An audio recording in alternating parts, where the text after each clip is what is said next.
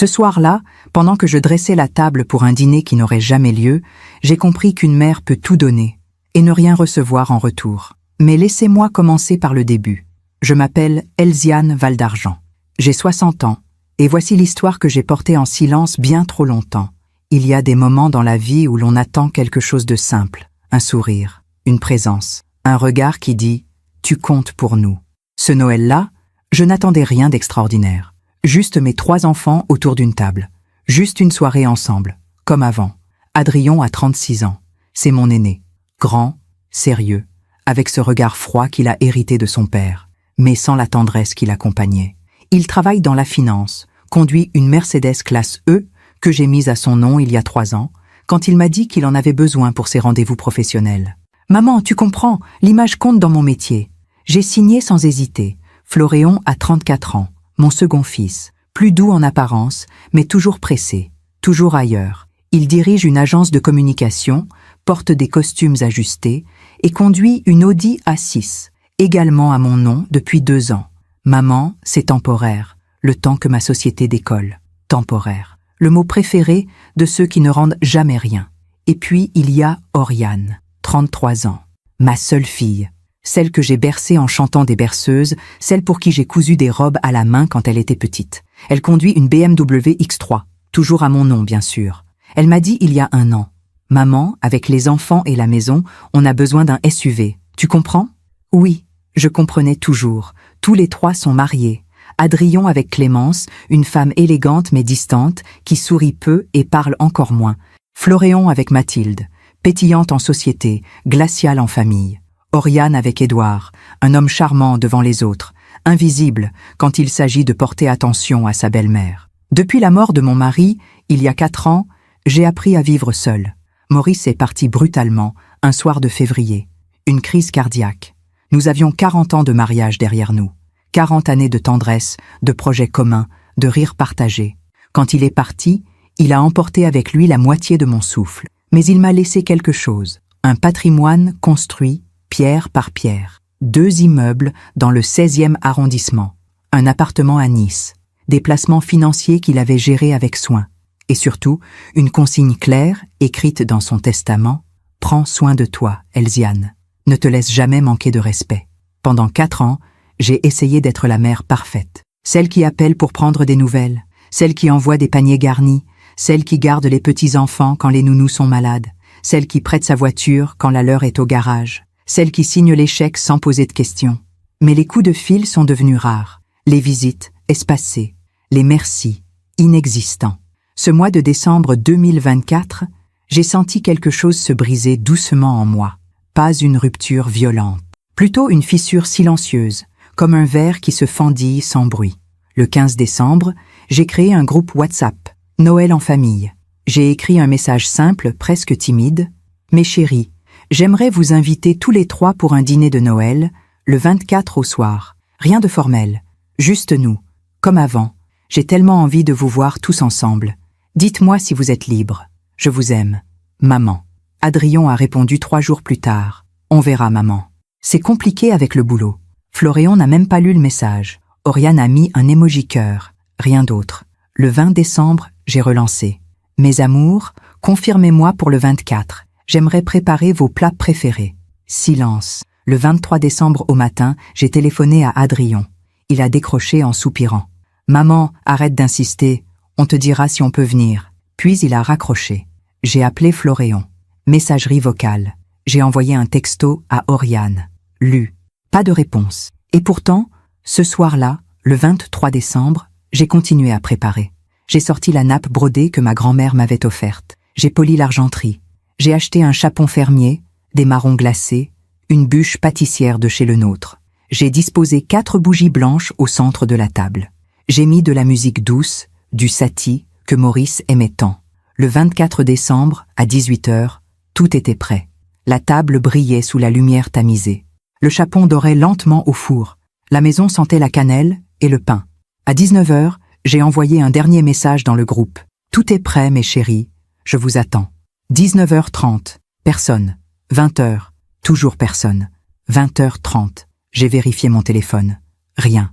21h. J'ai rallumé les bougies qui commençaient à fondre. 22 heures. C'est à ce moment-là que mon téléphone a vibré. Un message dans le groupe « Noël en famille ». Mais ce n'était pas celui que j'attendais. C'était Floréon qui avait écrit. Et ce qu'il avait écrit, je ne l'oublierai jamais. « Sérieux, maman? Tu croyais vraiment qu'on allait venir? Vela chata. Ninguém aguenta você. Vai comer sozinha mesmo. » Puis, juste en dessous, un émoji qui riait aux larmes.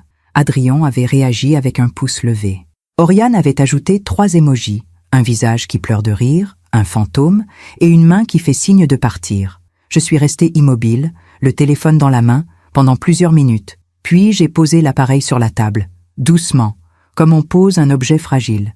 J'ai regardé la table dressée, les assiettes vides, les verres inutiles, les bougies qui tremblaient dans le silence, et j'ai compris quelque chose que l'on met parfois des années à comprendre. On peut être entouré et complètement seul. Parfois, on fait confiance à ceux qui ne la méritent pas. Et vous, avez-vous déjà été déçu par quelqu'un que vous aimiez? Racontez-moi votre histoire dans les commentaires, j'aimerais vous lire. J'ai éteint mon téléphone, puis je me suis assise à table et j'ai dîné, seule.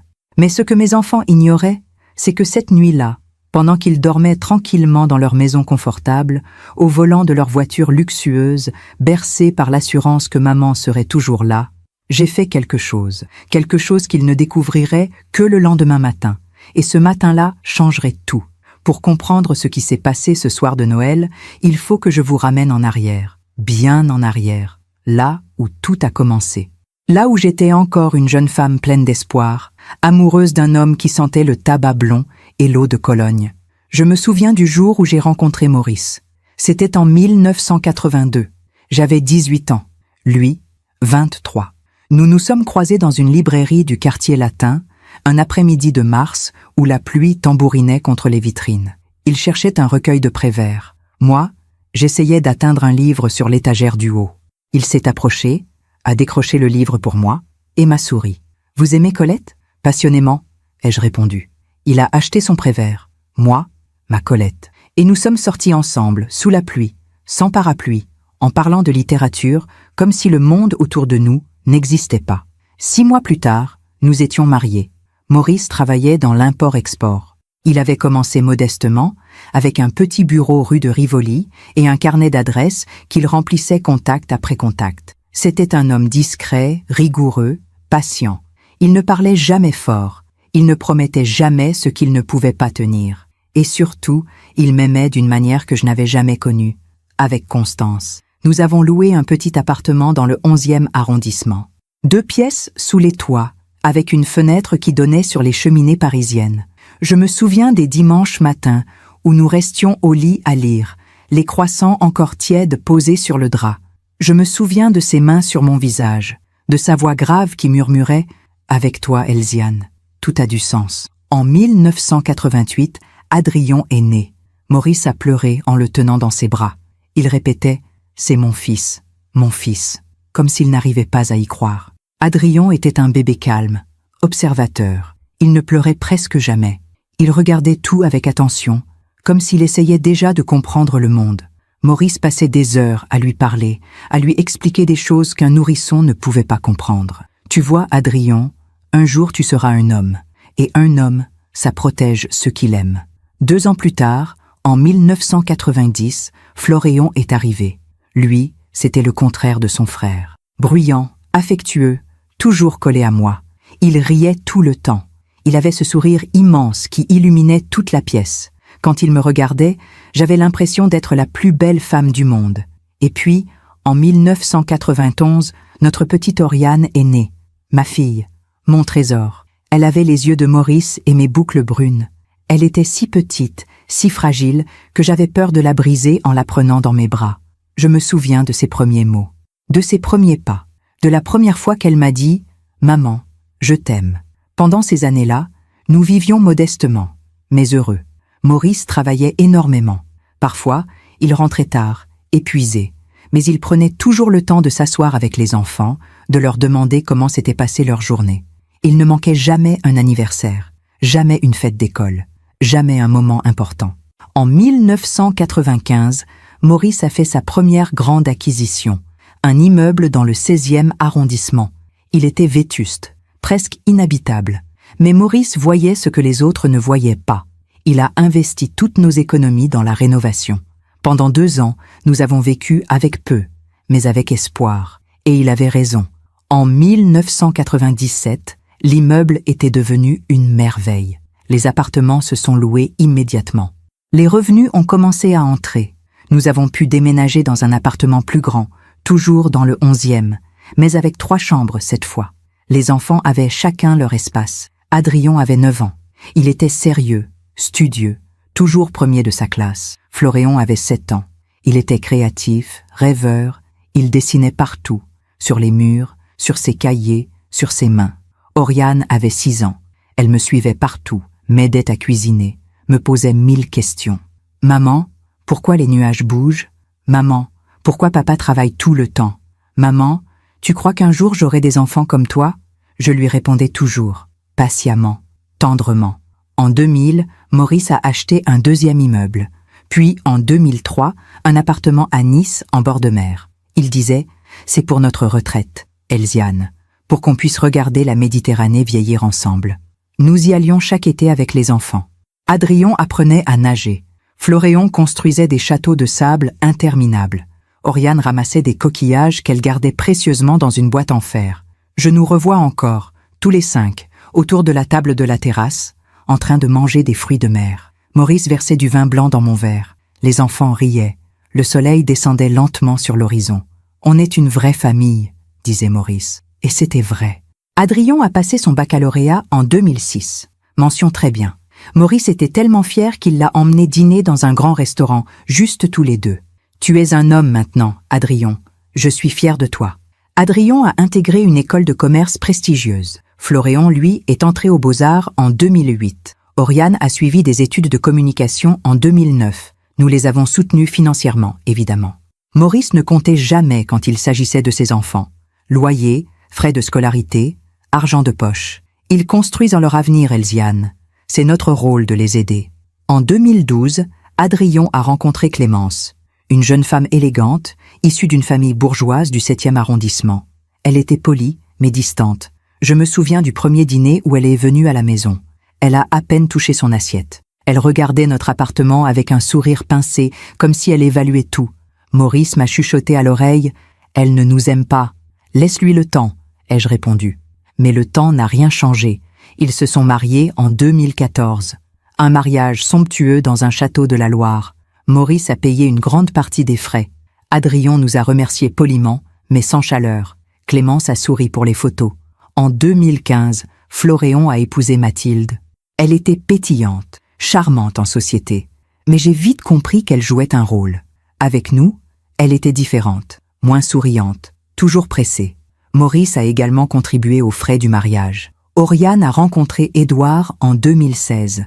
Ils se sont mariés en 2017. Encore une fois, Maurice a ouvert son portefeuille sans hésiter. « Je veux qu'ils commencent leur vie sans dette », disait-il. Et nous avons donné. Encore et encore. Mais quelque chose avait changé. Les visites sont devenues moins fréquentes, les coups de téléphone plus rares, les merci inexistants. En 2018, Maurice a commencé à se plaindre de douleurs à la poitrine. Il disait que c'était la fatigue, le stress, rien de grave. Je l'ai supplié de consulter un médecin. « Arrête de t'inquiéter, Elziane, je vais bien. » Mais il n'allait pas bien. Le 10 février 2021, à 22h30, Maurice s'est effondré dans le salon. J'ai appelé les secours. Ils sont arrivés en 15 minutes. Trop tard. Crise cardiaque massive. Il est mort dans mes bras, en me regardant une dernière fois. « Je t'aime, Elziane. Prends soin de toi. » Ce sont les derniers mots qu'il m'a dit. J'ai appelé Adrien en pleine nuit. Il est arrivé 2 heures plus tard, les yeux secs. Il a regardé le corps de son père et a simplement dit « Il faut appeler les pompes funèbres ». Floréon est arrivé le lendemain matin. Il a pleuré, mais brièvement. Puis il a demandé « Maman, tu as les papiers de papa pour la succession ?» Oriane est arrivée l'après-midi. Elle m'a serré dans ses bras, mais elle regardait déjà son téléphone. Les funérailles ont eu lieu le 15 février. Maurice a été enterré au cimetière du Père-Lachaise, sous un ciel gris et froid. Pendant que je pleurais devant sa tombe, j'ai entendu Clémence chuchoter à Adrien. « Il faudra voir avec le notaire pour l'appartement de Nice. » Pendant que je déposais une rose blanche sur le cercueil, Mathilde demandait à Floréon. « Tu crois qu'il y a combien dans les placements ?» Pendant que je disais adieu à l'homme de ma vie, mes enfants comptaient déjà l'héritage. Mais Maurice avait tout prévu. Dans son testament, il avait écrit « Je lègue l'intégralité de mes biens à mon épouse, Elziane Valdargent. Elle décidera, le moment venu, de ce qu'elle souhaite transmettre à nos enfants. Mais je lui demande une chose, ne te laisse jamais manquer de respect. Si nos enfants oublient qui tu es, rappelle-le leur. Pendant que je raconte tout cela, je me demande d'où vous m'écoutez. Écrivez le nom de votre ville en commentaire. Après la mort de Maurice, j'ai essayé de rester proche de mes enfants. J'ai continué à appeler, à envoyer des cadeaux, à proposer de garder les petits-enfants, à prêter les voitures, à signer des chèques. Mais plus je donnais, moins ils me voyaient. Je suis devenu invisible, utile, mais invisible. Et cette nuit de Noël, devant cette table vide, en lisant ce message cruel, j'ai compris que Maurice avait raison. Il était temps de me rappeler qui j'étais, et surtout, de leur rappeler qui j'avais été pour eux. Il y a des fractures qui ne font pas de bruit. Elles commencent par un mot de trop, un silence de trop, un regard qui se détourne. Et puis, un jour, on se réveille, et on réalise qu'on est devenu étrangère dans sa propre famille. Les premiers mois après la mort de Maurice ont été les plus durs de ma vie. Je me réveillais chaque matin en tendant le bras vers son côté du lit, vide, froid. Je préparais du café pour deux par habitude et je me retrouvais avec une tasse inutile devant moi. Je mettais la table pour deux. J'achetais ses biscuits préférés. J'ouvrais la bouche pour lui raconter ma journée et je me souvenais qu'il n'était plus là. Le silence était assourdissant. En mars 2021, un mois après l'enterrement, j'ai appelé Adrien. J'avais besoin d'entendre la voix de mon fils. J'avais besoin de sentir que je n'étais pas seule. « Adrien, mon chéri, tu pourrais passer à la maison ce week-end ? J'aimerais te voir. » Il a soupiré. « Maman, c'est compliqué en ce moment. Le boulot, tu sais. Juste un café. 1 heure, s'il te plaît. On verra. Je te rappelle. » Il n'a jamais rappelé. J'ai téléphoné à Floréon. « Mon Floréon, ça te dirait de venir déjeuner dimanche ? Je ferai ton plat préféré. »« Ah, maman, c'est gentil, mais Mathilde a prévu un truc avec ses parents. Une autre fois. La semaine prochaine alors ? Je te dirai. » Il ne m'a jamais dit. J'ai envoyé un message à Oriane. « Ma chérie, tu me manques. On pourrait se voir bientôt ?» Elle a répondu 3 jours plus tard. « Oui, maman. Bientôt promis. Bisous. » Bientôt n'est jamais arrivé. En avril, je suis allée voir Adrien à son bureau. Sans prévenir. Je me sentais ridicule. Mais j'avais besoin de le voir. Sa secrétaire m'a regardée avec pitié. « Madame Valdargent, Monsieur Adrien est en réunion. Je peux attendre. » Il en a pour plusieurs heures. Je suis restée assise dans le hall pendant 2 heures. Quand Adrien est sorti, il a sursauté en me voyant. « Maman, qu'est-ce que tu fais là ? Je voulais te voir. » Il a regardé sa montre. « Je suis désolée, j'ai un autre rendez-vous. On se voit bientôt, d'accord ?» Il est parti sans me serrer dans ses bras. Je suis rentrée chez moi et j'ai pleuré pendant 1 heure. En mai 2021, c'était l'anniversaire d'Oriane. 30 ans. J'ai préparé un gâteau fait maison, comme je le faisais chaque année depuis sa naissance. Un fraisier, son préféré. J'ai acheté un cadeau, un collier ancien que j'avais vu dans une bijouterie et qui m'avait fait penser à elle. Je suis allée chez elle. Édouard m'a ouvert la porte. « Ah, Elziane, Oriane ne m'a pas dit que vous veniez. » Je voulais lui faire une surprise. Oriane est apparue, le téléphone à l'oreille. Elle m'a fait un signe de la main, un petit sourire rapide et a continué sa conversation. J'ai posé le gâteau sur la table. Elle a raccroché et m'a embrassé distraitement. « Merci maman, c'est gentil. Mais tu sais, on a déjà commandé un traiteur pour ce soir. On reçoit des amis. » « Oh, je ne savais pas. Oui, on a organisé ça un peu à la dernière minute. Je suis restée 5 minutes, puis je suis partie. » Le fraisier est resté sur leur table. Je ne sais pas s'ils l'ont mangé. Le collier, elle ne l'a jamais porté. En juin, Floréon m'a appelée. J'étais tellement heureuse d'entendre sa voix que j'ai immédiatement souri. « Mon Floréon, comment vas-tu ? » « Bien, maman. Écoute, j'ai besoin de te parler. »« Bien sûr, mon chéri. De quoi ? » « Voilà, l'Audi commence à avoir des soucis. Et avec mon travail, j'ai besoin d'un véhicule fiable. Je me demandais si... » Mon cœur s'est serré. « Tu as besoin d'une nouvelle voiture ? » ?»« Oui. Enfin, si tu pouvais m'aider. Juste pour la mettre à ton nom, comme d'habitude. Pour les assurances, tu comprends. »« Bien sûr. Merci, maman, t'es géniale. » Il a raccroché rapidement. 15 jours plus tard, j'ai signé les papiers pour une nouvelle Audi. 65 000 €. Floréon est venu chercher les clés. Il est resté 10 minutes. Il ne m'a pas proposé d'essayer la voiture avec lui. Il ne m'a pas demandé comment j'allais. « Merci, maman. Je file. j'ai un rendez-vous. Et il est parti. En juillet, Adrien m'a envoyé un message. Maman, la Mercedes a besoin d'une révision complète. Le garage dit que ça va coûter cher. Tu peux régler directement? Merci. Pas de « comment vas-tu ?» Pas de « j'espère que tu vas bien ?» Juste « tu peux régler ?» J'ai payé 3200 €. En août, nous devions tous aller à Nice. C'était une tradition. Chaque été, nous passions 2 semaines dans l'appartement en bord de mer. Maurice adorait ces moments. Les enfants aussi, autrefois. J'ai envoyé un message dans le groupe familial. « Mes chéris, Nice nous attend. Je propose du 5 au 19 août. Qu'en dites-vous » Adrien. « Impossible, maman. Clémence a prévu autre chose. » Floréon. « On a déjà booké un truc avec des amis. Désolé. » Oriane. « C'est trop court pour nous cette année. Je suis partie seule à Nice. » Chaque soir, je marchais sur la promenade des Anglais en regardant les familles. Les enfants qui couraient, les parents qui riaient, les grands-parents qui tenaient des petites mains. Et moi, je marchais seule. En septembre 2021, Oriane m'a appelé. « Maman, on a un souci avec la BMW. Le leasing arrive à échéance et on aimerait la racheter.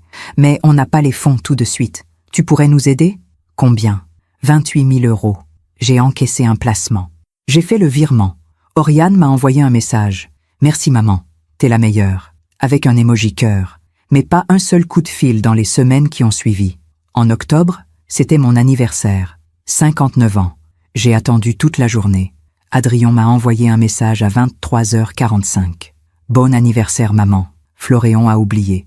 Oriane m'a envoyé un gif animé avec des ballons. « Joyeuse anniv maman. » Personne n'est venu.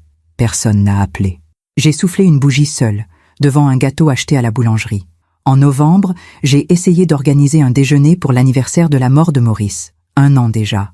Mes chéris, ce serait bien qu'on se retrouve tous ensemble pour honorer la mémoire de papa. Le 10 février. Qu'en pensez-vous?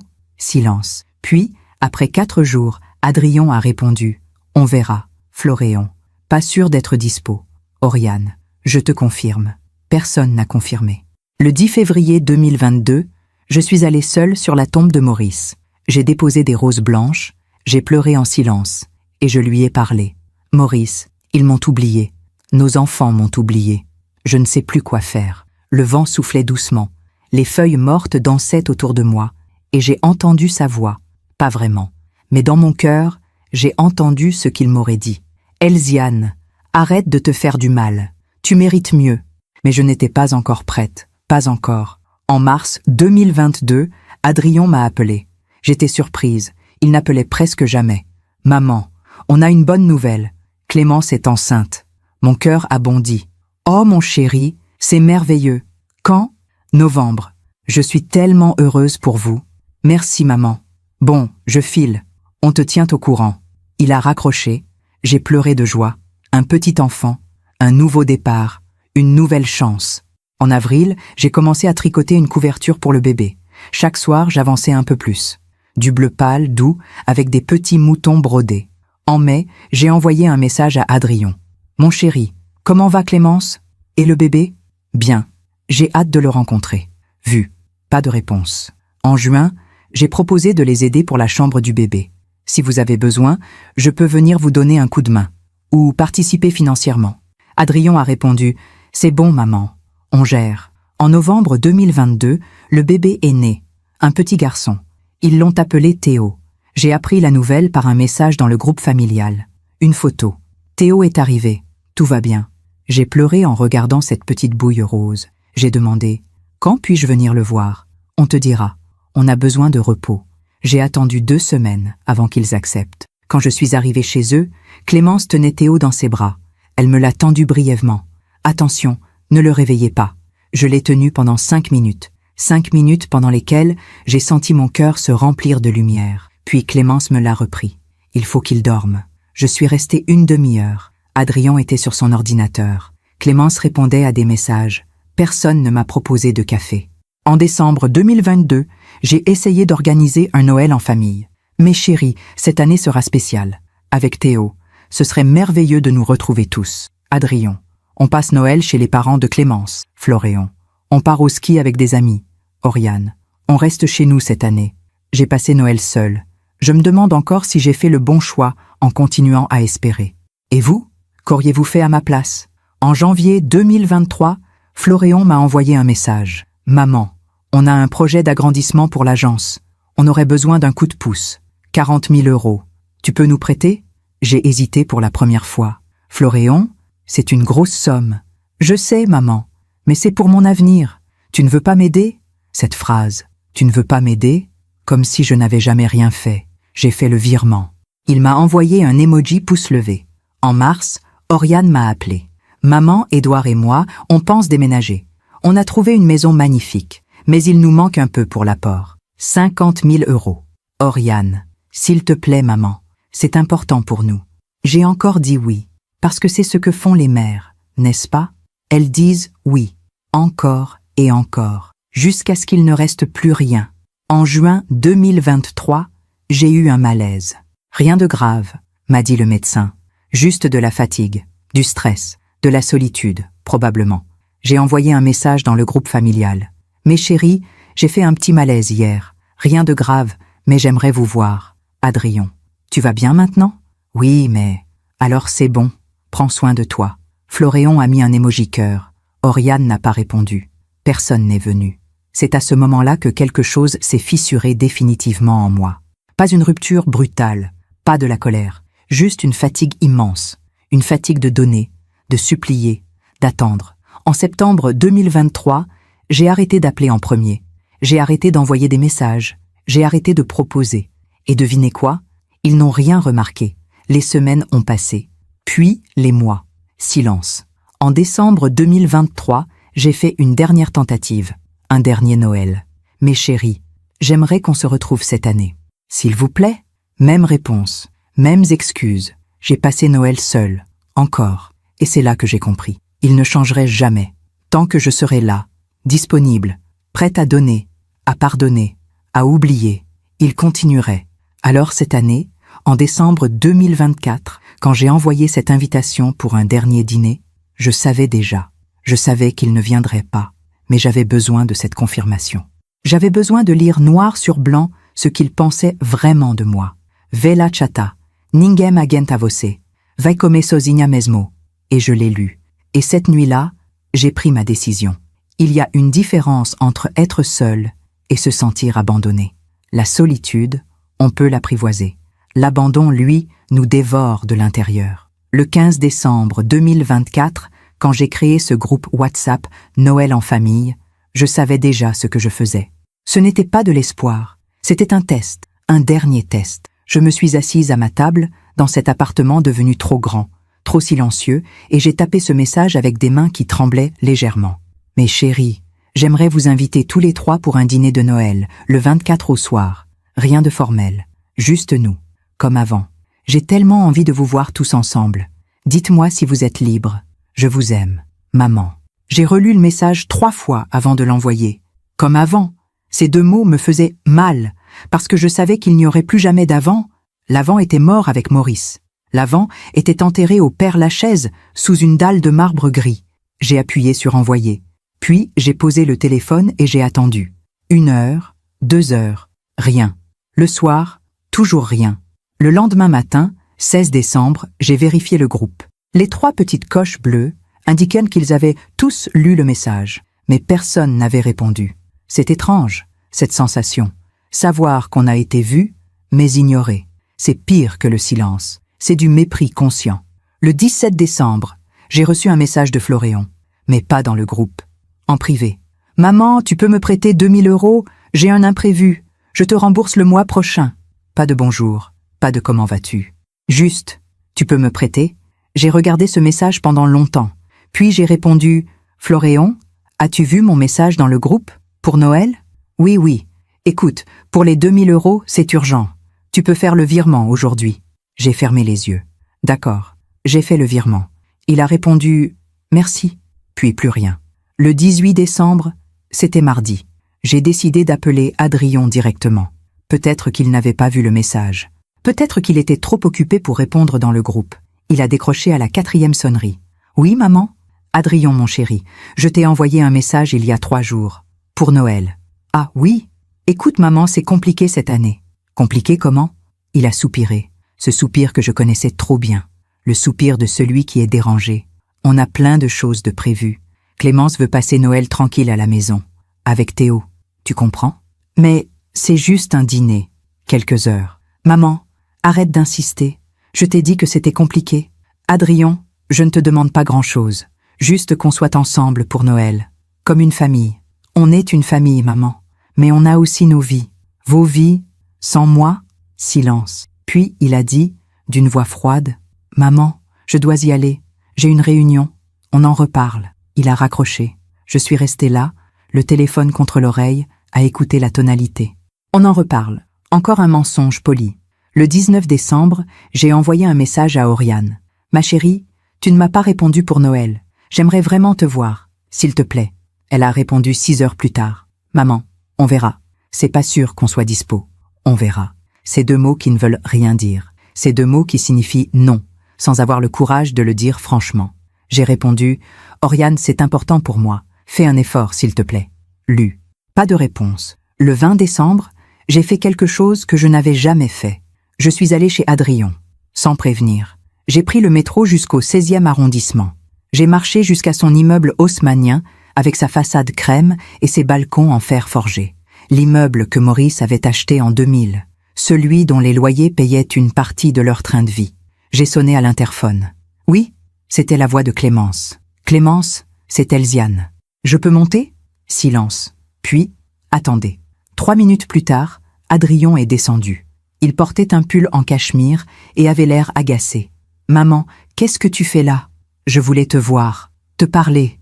Tu aurais pu appeler. » J'ai appelé Adrien. Tu ne réponds jamais vraiment. Il a croisé les bras. Nous étions dans le hall, sous le regard du gardien qui faisait semblant de ranger des colis. « Qu'est-ce que tu veux, maman? Je veux que tu viennes dîner à la maison pour Noël, avec Florian et Oriane, comme avant. Maman, s'il te plaît, c'est tout ce que je demande.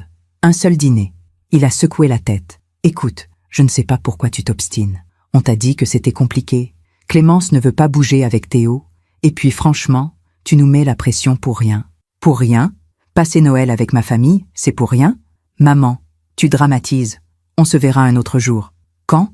Quand exactement? Parce que ça fait des mois que tu me dis ça. Des années même. » Il a regardé sa montre. « Je n'ai pas le temps pour cette conversation. Je remonte. Rentre chez toi. Adrien, rentre chez toi, maman. » Il est reparti vers l'ascenseur sans se retourner.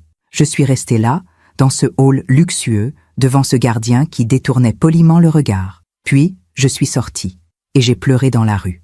Le 21 décembre, j'ai essayé une dernière fois. J'ai écrit dans le groupe. « Mes chéris, je comprends que vous soyez occupés, mais ce dîner compte énormément pour moi. S'il vous plaît, faites cet effort. Pour moi, pour votre maman. » Adrien n'a pas répondu. Florian a mis un emoji pouce levé. Oriane a écrit « Ok maman, ok ». 2 lettres qui ne voulaient rien dire. Le 22 décembre, j'ai commencé les courses, parce que malgré tout, malgré leur silence, malgré leurs réponses évasives, j'y croyais encore un peu.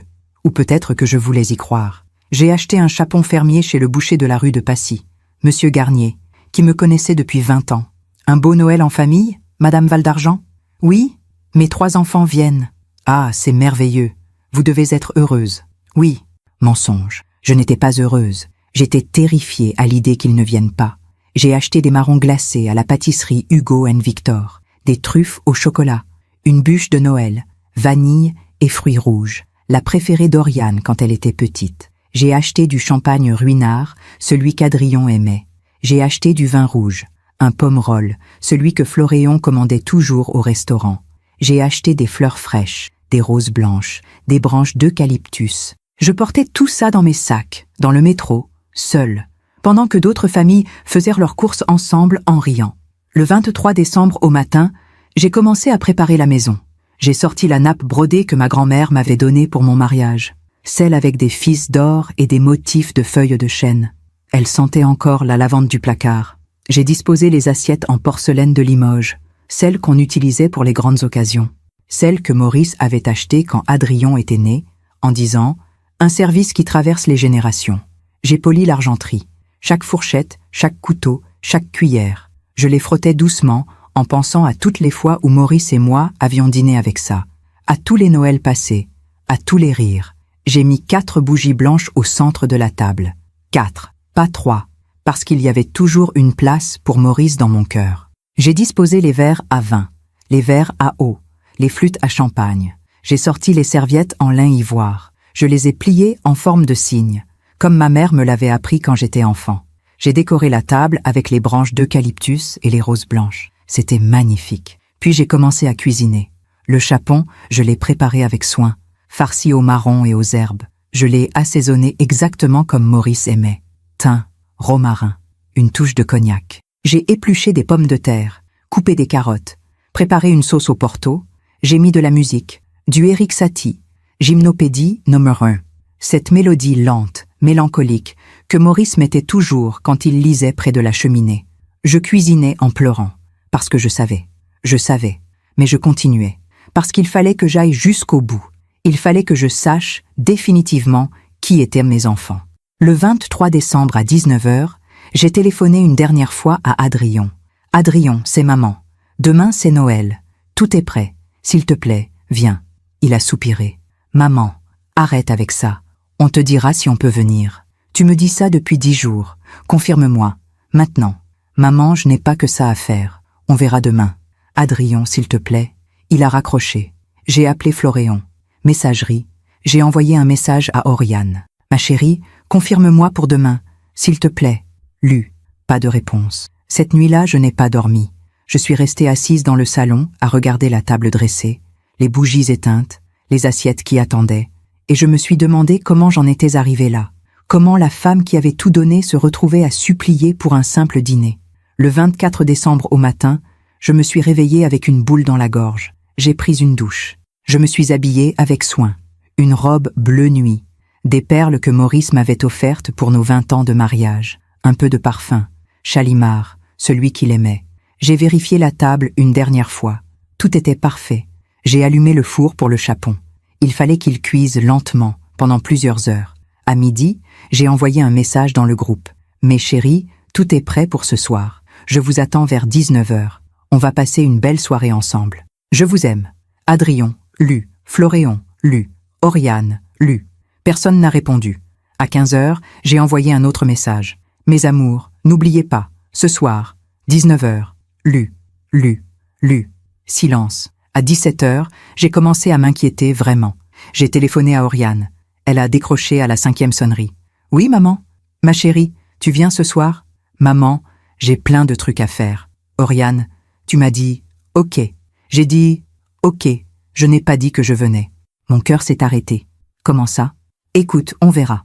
Peut-être. Sinon, on se voit après les fêtes. Oriane. Bon maman, je dois y aller. Bisous. Elle a raccroché. J'ai téléphoné à Floréon. Messagerie. J'ai téléphoné à Adrien. Messagerie. À 18h, j'ai allumé les bougies. Le chapon était prêt. La table brillait. La musique jouait doucement. J'ai ouvert la bouteille de champagne. Juste pour moi. Pour me donner du courage. J'ai bu un verre. Puis un deuxième. À 19h, j'ai envoyé un dernier message. Tout est prêt, mes chéris. Je vous attends. Lu. 19h30. Personne. 20h. Toujours personne. À 20h15, j'ai commencé à comprendre. Il ne viendrait pas.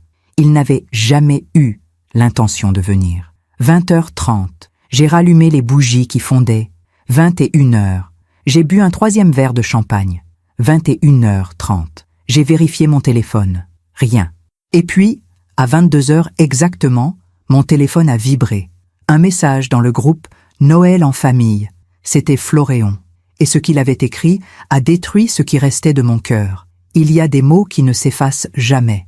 Des mots qui s'impriment dans la chair. Des mots qui transforment l'amour en cendres. 22h. Le 24 décembre 2024. Mon téléphone a vibré. Je l'ai pris lentement, comme on prend un objet dangereux. C'était un message dans le groupe « Noël en famille » de Floréon. Et voici ce qu'il avait écrit. « Sérieux, maman ?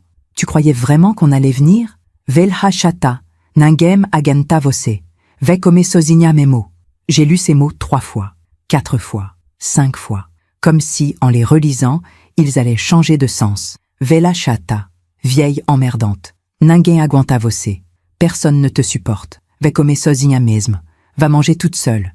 Et cet emoji, ce visage qui pleure de rire. Puis, sous le message de Floréon, j'ai vu apparaître une réaction. Adrien avait mis un pouce levé. Mon fils aîné, celui que j'avais porté pendant 9 mois, celui pour qui j'avais accouché pendant 16 heures, celui que j'avais nourri, bercé, soigné pendant toutes ces maladies d'enfance. Il approuvait, il trouvait ça drôle. Puis Oriane a réagi, 3 émojis, un visage qui pleure de rire, un fantôme et une main qui fait signe de partir. Ma fille, ma seule fille. Celle à qui j'avais chanté des berceuses, celle dont j'avais essuyé les larmes après son premier chagrin d'amour, celle pour qui j'avais cousu des robes, préparé des goûters, raconté des histoires. Elle aussi trouvait ça drôle. Je suis restée immobile, le téléphone dans la main, les bougies qui tremblaient devant moi, le chapon qui refroidissait dans la cuisine, et cette table, cette magnifique table dressée pour personne. J'ai posé le téléphone, doucement, comme on pose quelque chose de précieux qu'on ne veut pas briser. Puis j'ai regardé autour de moi, la nappe brodée de ma grand-mère, les assiettes en porcelaine que Maurice avait achetées, l'argenterie que j'avais polie pendant des heures, les roses blanches qui commençaient déjà à s'incliner, les bougies qui fondaient lentement. Et j'ai compris quelque chose que j'aurais dû comprendre bien avant. Je n'avais plus de famille. Oh, j'avais 3 enfants, biologiquement, légalement. Mais je n'avais plus de famille.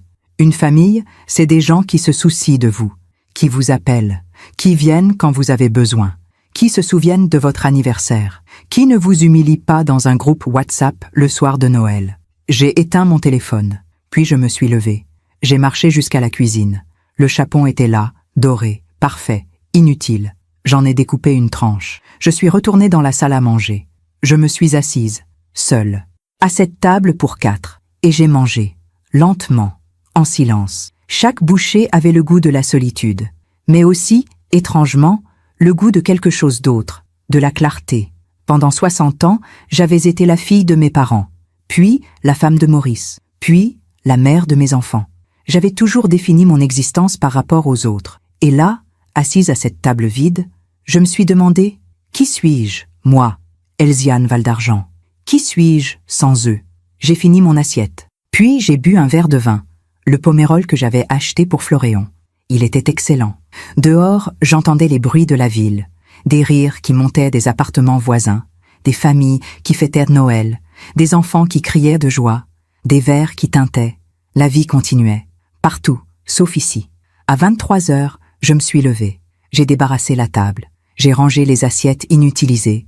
J'ai jeté les fleurs. J'ai soufflé les bougies. Puis je me suis assise dans le salon, dans le fauteuil préféré de Maurice, et j'ai réfléchi. J'ai pensé à toutes ces années, à tous ces sacrifices, à tout cet argent donné, aux voitures, aux prêts, aux mariages payés, aux caprices satisfaits. J'ai pensé à la Mercedes d'Adrien, 72 000 €, à mon nom. J'ai pensé à l'Audi de Floréon, 65 000 €, à mon nom aussi. J'ai pensé à la BMW d'Oriane, 58 000 €, toujours à mon nom. Près de 200 000 € en véhicule, pour des enfants qui m'insultaient le soir de Noël. J'ai pensé à l'héritage que Maurice avait laissé, les 2 immeubles dans le 16e arrondissement, l'appartement à Nice, les placements financiers. Tout était à mon nom. Maurice avait été clair dans son testament. Elle décidera, le moment venu, de ce qu'elle souhaite transmettre à nos enfants. Le moment venu. Est-ce que ce moment était arrivé? Ou plutôt, est-ce que ce moment était passé? J'ai repensé au message de Floréon.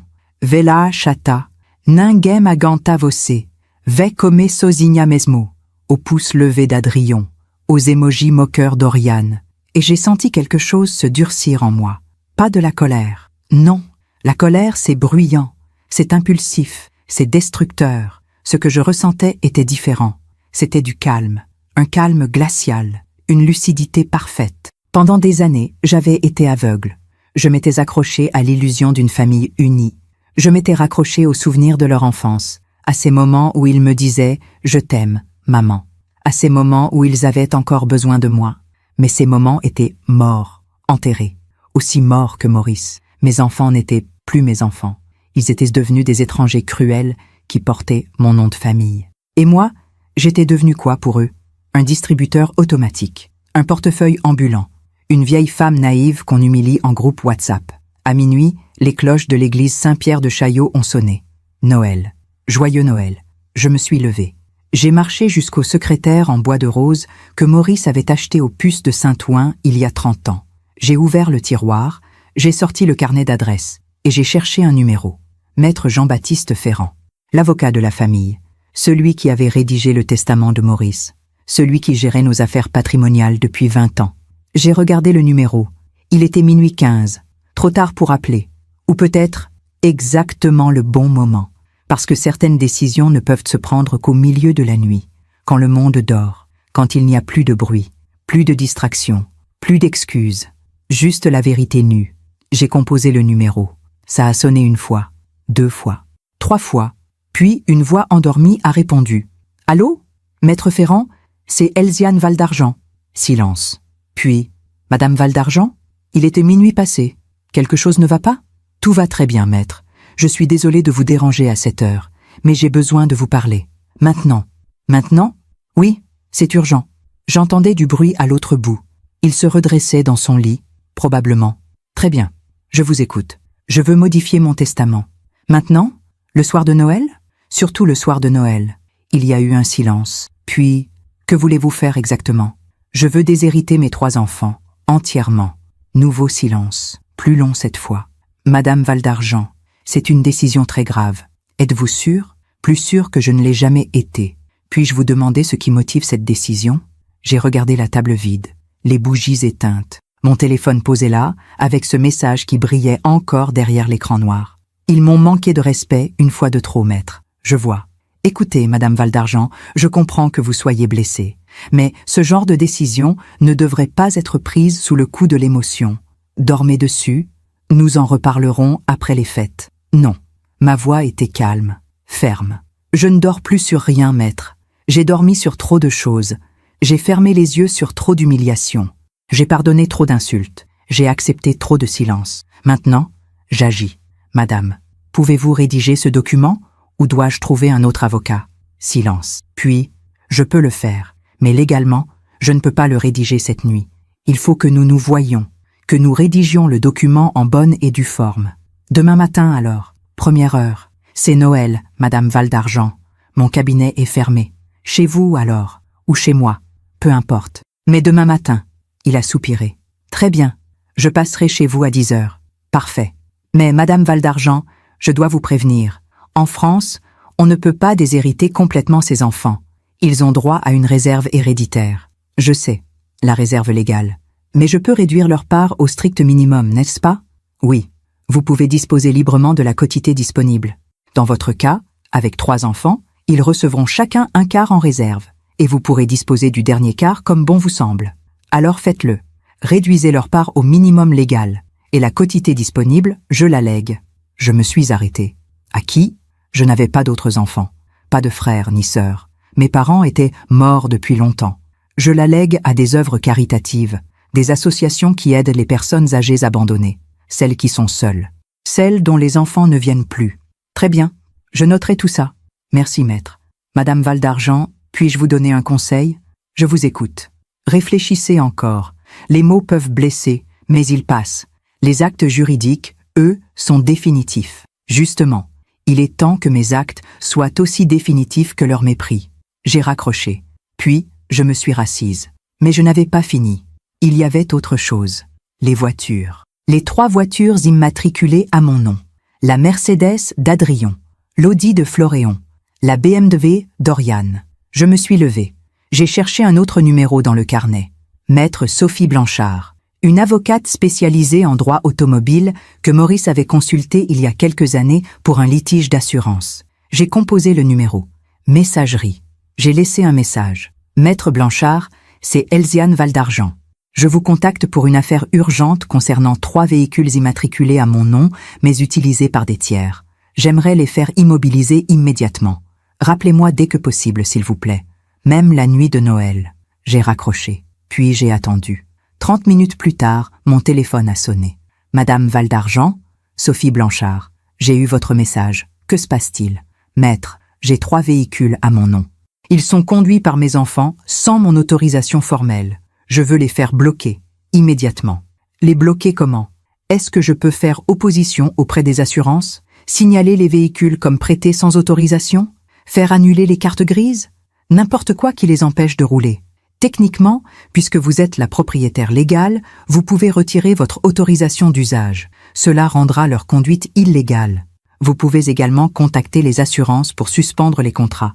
Sans assurance, ils ne peuvent plus utiliser les véhicules. Faites-le, toutes les démarches nécessaires. Madame, je dois vous prévenir.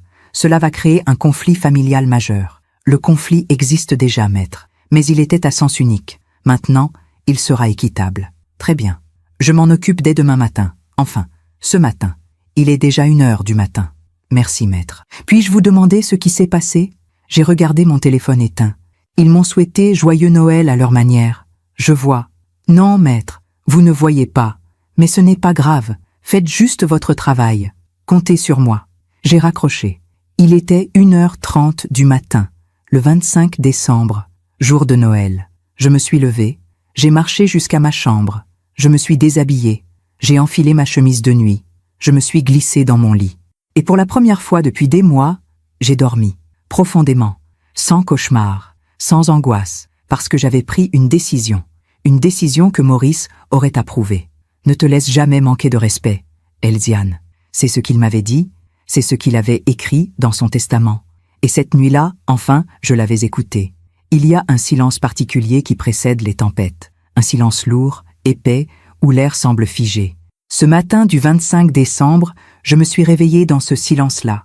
Je me suis réveillé à 7 heures. Le soleil d'hiver entrait doucement par la fenêtre de ma chambre. Un soleil pâle, presque timide, qui dessinait des rectangles de lumière sur le parquet. Je suis resté allongé quelques instants, les yeux ouverts, à regarder le plafond, et j'ai réalisé quelque chose d'étrange. Je me sentais légère, pas heureuse. Non, le bonheur était encore loin, mais légère, comme si un poids énorme avait été retiré de ma poitrine pendant la nuit. Je me suis levée. J'ai enfilé ma robe de chambre en velours bordeaux. J'ai marché jusqu'à la cuisine. J'ai préparé du café. Un vrai café, comme Maurice me l'avait appris, avec des grains fraîchement moulus. De l'eau chaude à 90 degrés exactement. Une presse française. L'odeur a rempli l'appartement. Je me suis assise près de la fenêtre avec ma tasse. Dehors, Paris s'éveillait lentement. Les rues étaient presque vides. Quelques passants emmitouflés dans leurs manteaux. Un jogger solitaire. Un couple qui marchait main dans la main. C'était Noël. Pour les autres. Pour moi, c'était le premier jour du reste de ma vie. J'ai bu mon café lentement. Puis j'ai allumé mon téléphone. 53 notifications. Je les ai ignorées. Je savais déjà ce qu'elles contenaient.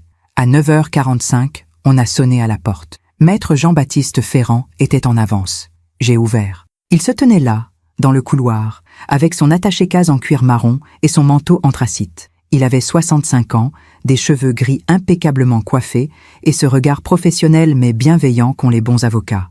Madame Valdargent. Maître, merci d'être venu un jour de Noël. Je dois avouer que votre appel m'a inquiété. Entrez, je vous prie. Il est entré. A enlevé son manteau, je l'ai fait asseoir dans le salon. Un café? Volontiers. Je lui ai servi une tasse. Nous nous sommes assis face à face. Il a ouvert son attaché-case, en a sorti des documents vierges et un stylo. Madame Valdargent, avant de commencer, je dois vous poser une question. Avez-vous réfléchi depuis cette nuit? Oui. Et je suis plus déterminé encore. Il a hoché la tête lentement. Très bien. Alors commençons. Vous voulez modifier votre testament pour réduire la part de vos 3 enfants au minimum légal. C'est exact? Oui. Vous savez que, selon le Code civil français, avec 3 enfants, ils ont droit aux 3/4 de votre patrimoine en réserve héréditaire. Ils recevront donc chacun un quart, quoi qu'il arrive. Je sais. Le dernier quart, la quotité disponible, vous souhaitez le léguer à des œuvres caritatives. Exactement. Avez-vous des associations particulières en tête? J'ai réfléchi. Les petits frères des pauvres. Ils s'occupent des personnes âgées isolées. Excellent choix. Il a commencé à écrire. Le silence n'était troublé que par le grattement de son stylo sur le papier. Madame Valdargent, a-t-il dit sans lever les yeux, puis-je vous demander si vous souhaitez ajouter une clause explicative? Une clause explicative? Oui, une explication de votre décision. Ce n'est pas obligatoire, mais cela peut être utile si vos enfants contestent le testament. Cela montre que vous étiez lucide et que votre décision était mûrement réfléchie. J'ai souri. Un sourire sans joie. Écrivez ceci, maître. Je réduis la part de mes enfants au minimum légal, car ils ont cessé d'être présents dans ma vie. Ils m'ont manqué de respect de manière répétée et cruelle. Je ne souhaite pas récompenser l'abandon et l'humiliation. Il a levé les yeux vers moi. Vous êtes sûr? C'est très direct, c'est la vérité. Il a hoché la tête et a écrit. Pendant qu'il rédigeait, j'ai regardé par la fenêtre. Quelque part dans Paris, Adrien se réveillait probablement dans son appartement du 16e. Il embrassait peut-être son fils Théo. Il ouvrait des cadeaux avec Clémence. Quelque part, Floréon riait avec Mathilde autour d'un brunch de Noël. Quelque part, Oriane déballait des présents avec Édouard. Et aucun d'eux ne pensait à moi. Aucun d'eux ne se demandait comment j'avais passé la soirée d'hier. Aucun d'eux ne se souciait de savoir si j'étais seule. Voilà. Maître Ferrand a tourné le document vers moi. Je l'ai lu attentivement. C'était froid, juridique, définitif, exactement ce dont j'avais besoin. Je vais vous demander de le signer ici, ici et ici. J'ai pris le stylo. Ma main ne tremblait pas. J'ai signé. Elziane Valdargent. 3 fois. Parfait. Il me faut maintenant 2 témoins pour authentifier le document. Je vais contacter 2 confrères de confiance. Nous finaliserons tout cela dans les prochains jours. Merci, maître. Il a rangé les documents. Puis il m'a regardé avec une expression que je ne lui connaissais pas. Presque de la tristesse. Madame Valdargent, je connais votre famille depuis 20 ans. Maurice était un homme bon. Vos enfants étaient différents autrefois. Autrefois, oui. Mais les gens changent, maître. Ou peut-être qu'ils révèlent simplement qui ils ont toujours été. C'est possible. Il s'est levé, a remis son manteau. Je vous recontacte dès que le testament est finalisé. D'ici là, prenez soin de vous. Merci, maître. Il est parti. Je suis restée seule dans le salon. 10h20. J'ai repris mon téléphone. Les notifications avaient augmenté. 68 maintenant. J'ai ouvert le groupe Noël en famille. Aucun nouveau message. Ils avaient insulté leur mère hier soir et dormaient tranquillement ce matin. J'ai ouvert mes messages privés. Un message de Floréon, envoyé à 2h du matin. Maman, t'es là? Rien d'autre. Pas d'excuses. Juste t'es là? Comme si de rien n'était. J'ai supprimé le message. Un message d'Oriane, envoyé à 8h30. Joyeux Noël, maman. Bisous. Joyeux Noël. Après m'avoir humiliée hier soir, elle me souhaitait joyeux Noël. J'ai supprimé le message. Adrien n'avait rien envoyé.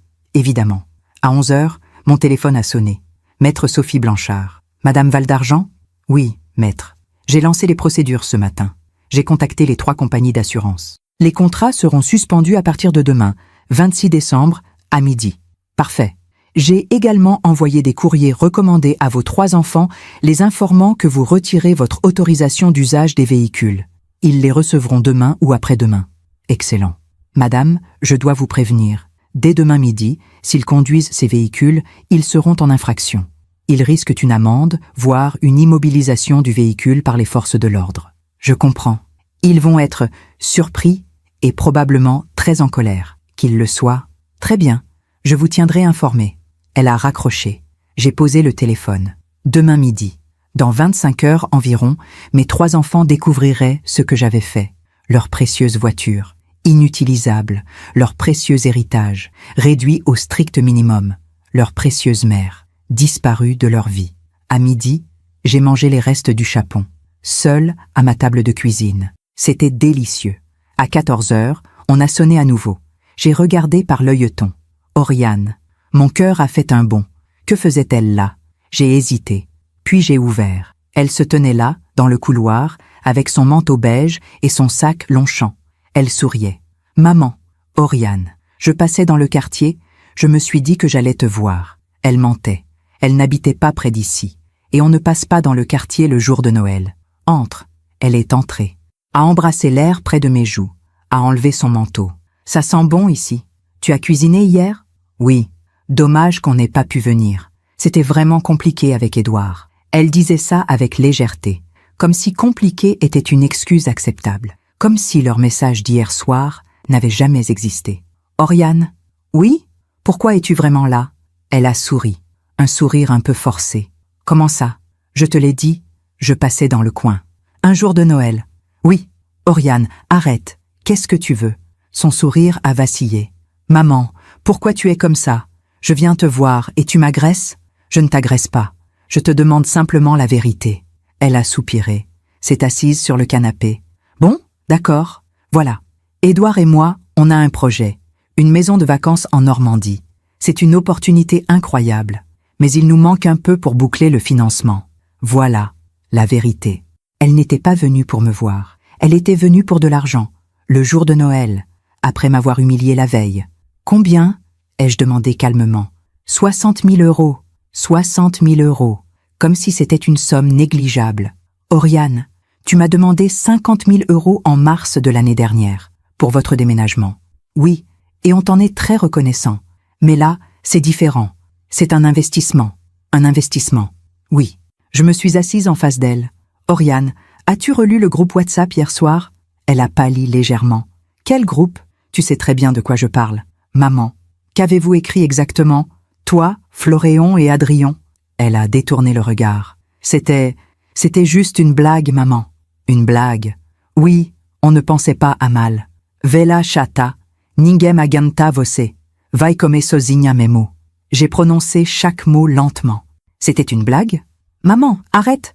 Floréon avait bu, il ne savait pas ce qu'il disait. Et toi, tes émojis, le visage qui rit, la main qui chasse, c'était aussi parce que tu avais bu? Maman? Et Adrien? Son pouce levé? Elle s'est levée. Écoute, je ne suis pas venue pour me disputer. Je suis venue te voir et te demander de l'aide. De l'aide. Oui, je me suis levée à mon tour. Oriane, j'ai préparé un dîner hier soir. J'ai passé des jours à tout organiser. J'ai supplié pendant des semaines pour que vous veniez. Tous les trois. On était occupés. Tu n'étais pas occupé. Tu as choisi de ne pas venir. Et ensuite, vous m'avez insulté. En groupe. Les trois. Ensemble. C'était stupide, d'accord? On s'excuse. Toi, tu t'excuses? Ou vous vous excusez? Quoi? Est-ce que Adrien s'excuse? Est-ce que Floréon s'excuse?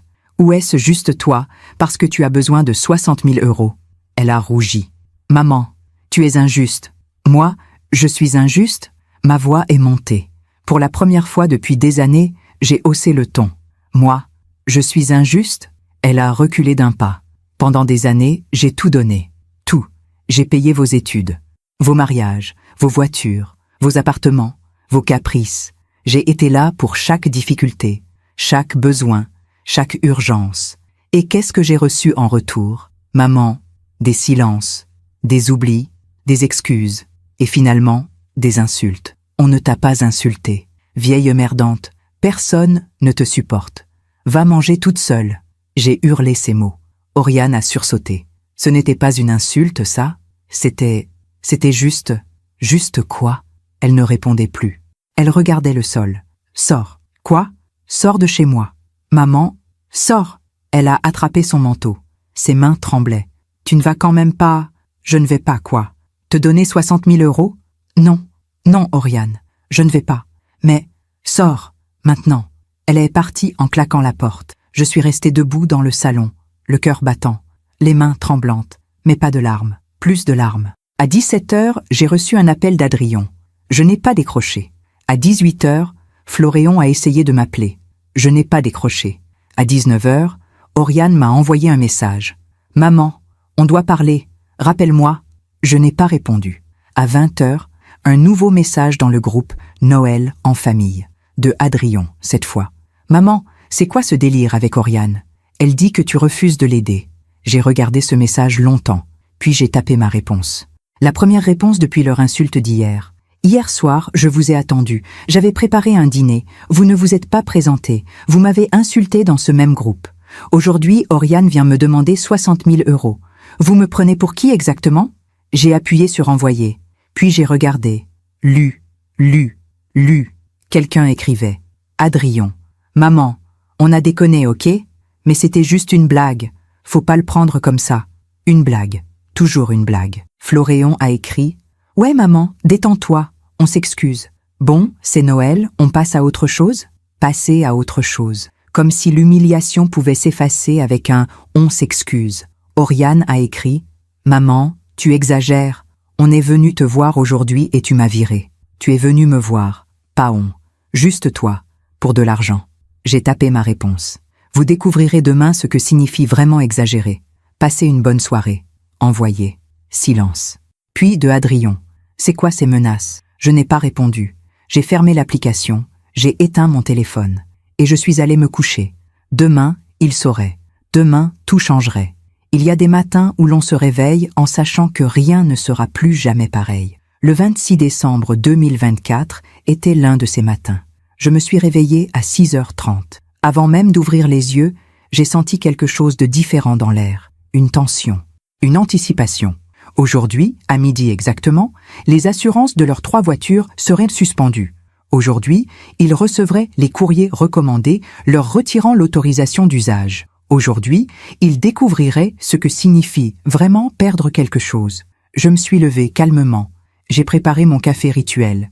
Je me suis assise près de la fenêtre. Paris s'éveillait sous un ciel gris perle. Il avait plu pendant la nuit. Les trottoirs brillaient. Les passants marchaient rapidement, emmitouflés dans leurs écharpes. La vie continuait, comme toujours. À 8 heures, j'ai allumé mon téléphone. 92 notifications. J'ai ouvert le groupe « Noël en famille ». Plusieurs messages envoyés pendant la nuit. Adrien, à 23h15. « Maman, réponds. C'est quoi ce délire ?» Floréon, à 23h45. « Maman, on peut en parler comme des adultes ?» Oriane, à minuit 30. « Maman, tu me fais peur. Réponds s'il te plaît. » Et puis, à 1h du matin, un message que je n'attendais pas, de Adrien. « Ok maman, tu veux qu'on s'excuse officiellement ? Voilà, on s'excuse. On a déconné l'autre soir. C'était nul. Maintenant, arrête ton cinéma.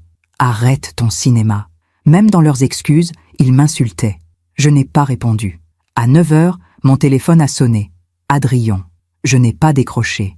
Il a rappelé immédiatement. Je n'ai pas décroché. Un message est arrivé. « Maman, décroche. » C'est important ? J'ai ignoré. 10 minutes plus tard, Floréon a appelé. Je n'ai pas décroché. Puis Oriane. Je n'ai pas décroché. Il commençait à paniquer. Bien.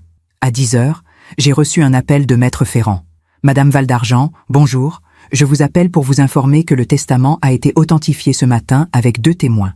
Il est désormais valide et enregistré. » Parfait. Merci, maître. Je dois vous dire, madame, que cette décision va créer des remous. Vos enfants vont probablement me contacter.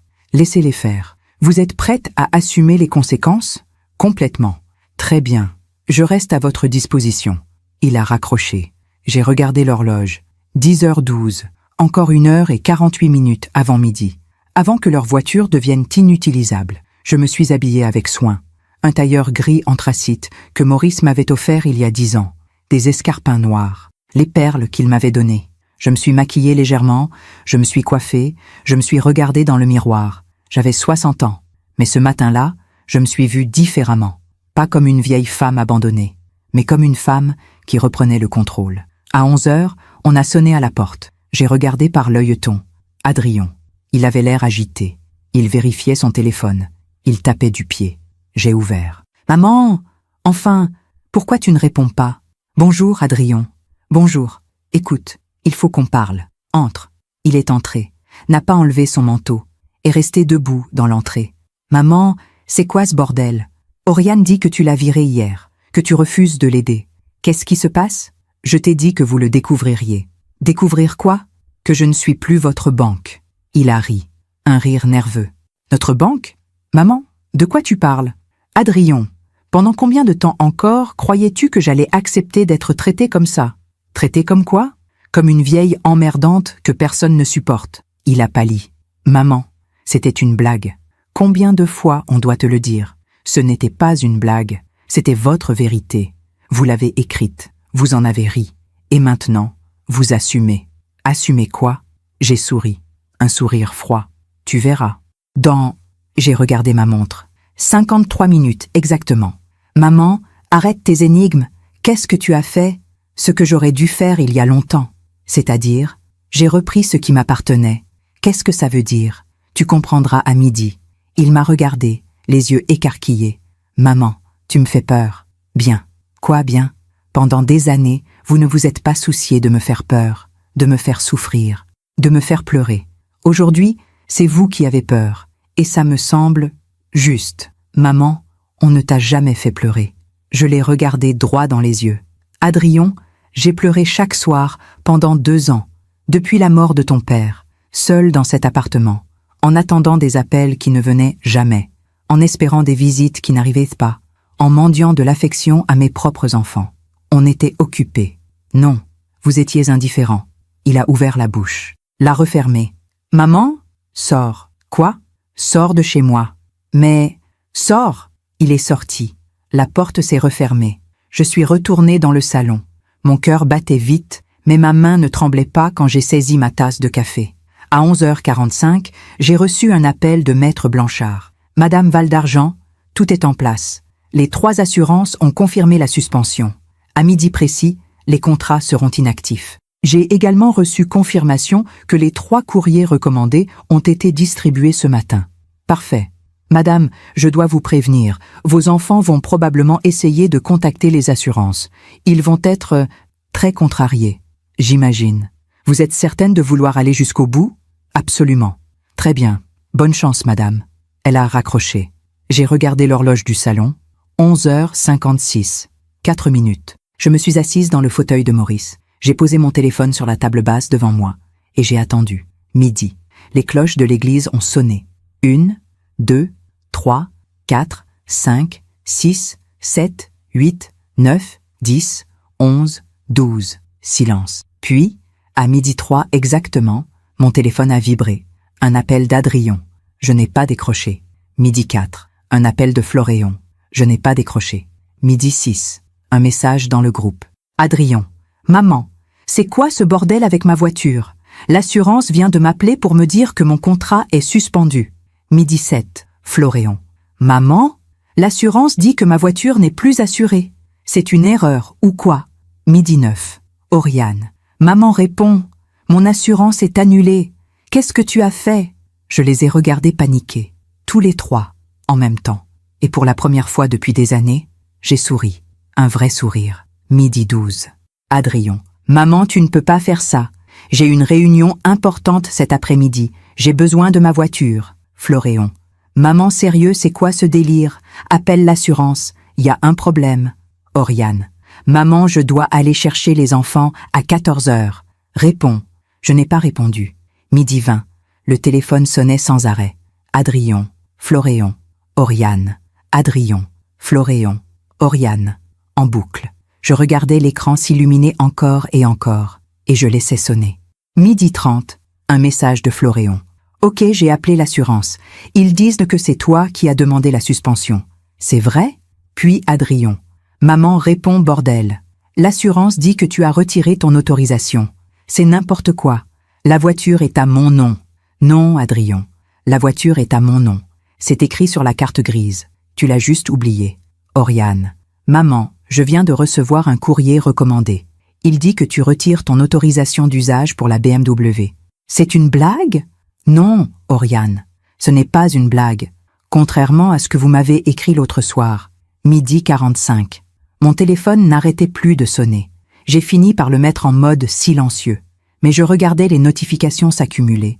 20 appels manqués, 35 messages, 42, 50, 13h. Un nouveau message. De Adrion. Maman, j'arrive. On va régler ça. Ah, il arrivait.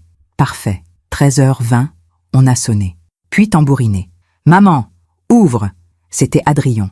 J'ai attendu quelques secondes. Puis j'ai ouvert. Il était rouge, essoufflé, furieux. C'est quoi ce bordel? Bonjour, Adrion. Bonjour? Tu bloques nos voitures et tu dis bonjour? Entre. Je ne veux pas entrer. Je veux que tu règles ce problème. Maintenant. Ce n'est pas un problème. C'est une décision. Une décision? De bloquer nos voitures? Oui. Mais pourquoi? Parce qu'elles sont à moi. À toi? La Mercedes est à moi. C'est ma voiture. Non, Adrion. Elle est à mon nom. Sur la carte grise. Tu l'as juste empruntée. Empruntée? Ça fait 3 ans que je la conduis.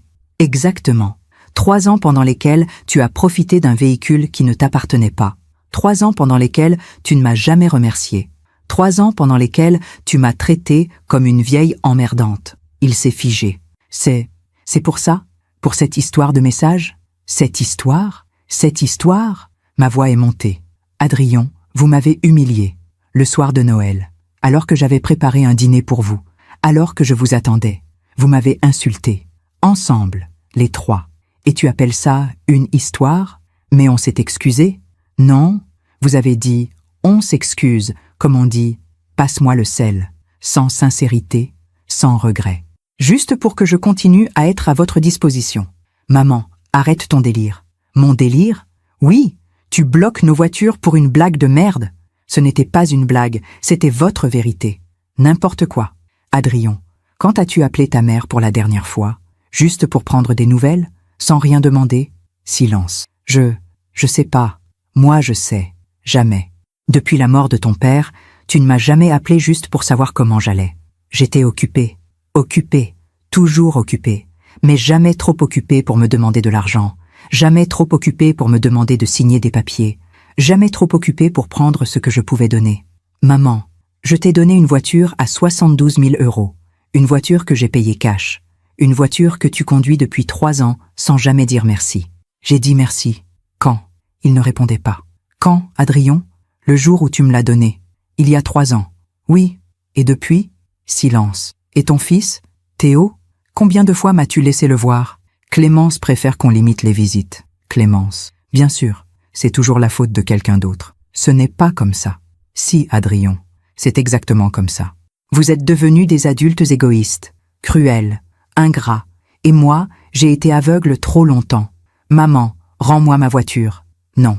Quoi? Tu m'as bien entendu? Non. Mais j'en ai besoin. Achète-en une. Avec quel argent? Le tien. Maman, arrête. Non. C'est toi qui vas arrêter. Vous allez tous les 3 arrêter de profiter de moi. On ne profite pas. Adrien, tu conduis une voiture qui ne t'appartient pas. Tu vis dans un immeuble dont les loyers sont payés par le patrimoine que ton père a construit. Et tu m'insultes le soir de Noël. Comment tu appelles ça? Il tremblait. Sors. Maman, sors de chez moi. Maintenant.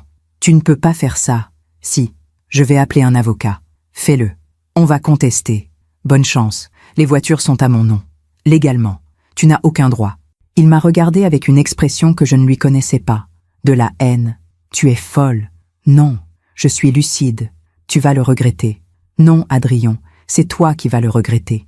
Toute ta vie, tu vas te souvenir de ce jour où tu as perdu ta mère. Pas parce qu'elle est morte, mais parce que tu l'as tuée avec ton mépris. Il est parti en claquant la porte. Je suis resté debout dans l'entrée. Le silence est revenu. Mon téléphone continuait à vibrer.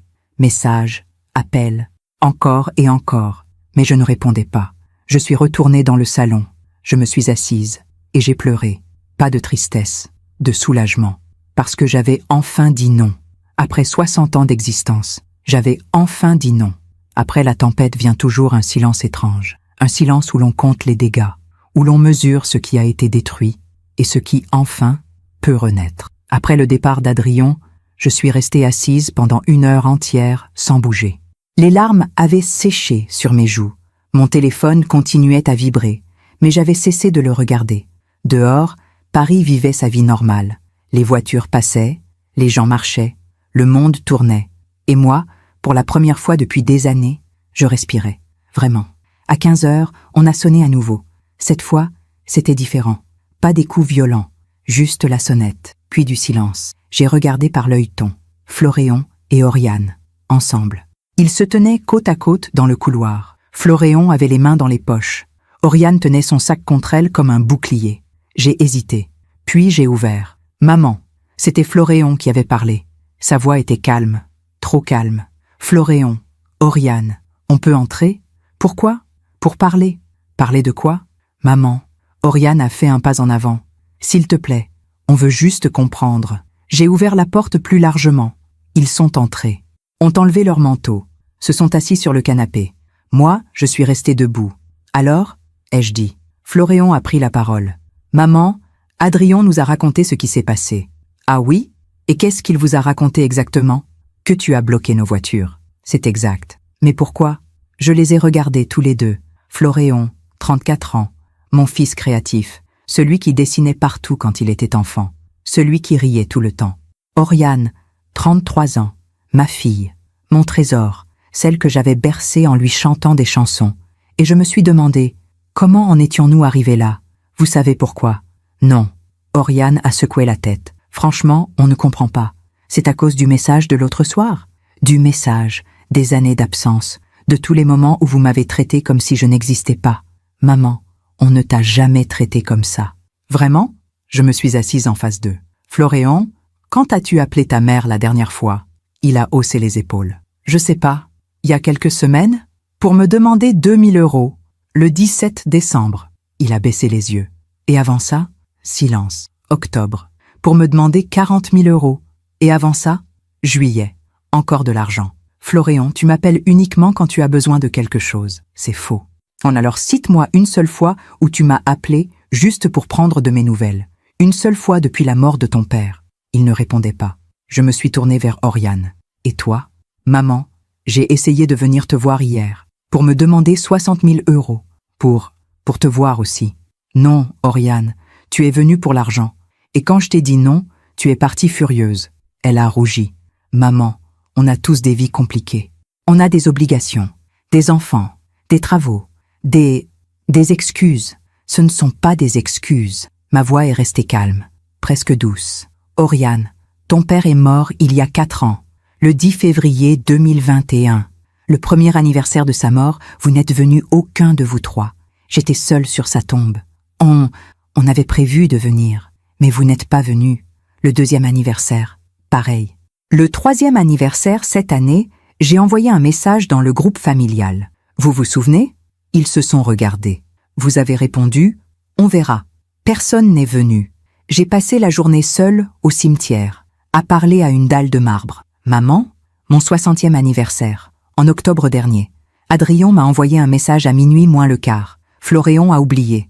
Toi, Oriane, tu m'as envoyé un gif animé. J'étais occupée. Oui, je sais. Vous êtes toujours occupée, mais jamais trop occupée pour me demander de l'argent, jamais trop occupée pour me demander des services. Floréon s'est penché en avant. Maman, écoute, on sait qu'on n'a pas été parfait, mais de là à bloquer nos voitures, c'est extrême. Extrême? Oui, on a des vies, on a besoin de ces voitures. Alors achetez-en. Avec quel argent? Le vôtre. Il a ri, un rire nerveux. Maman, tu sais très bien qu'on ne peut pas se permettre d'acheter des voitures comme ça. Alors peut-être que vous n'auriez jamais dû en conduire si vous ne pouviez pas vous les payer. Oriane a pris la parole. Sa voix tremblait légèrement. Maman, tu es en train de nous punir. Non, je suis en train de reprendre ce qui m'appartient.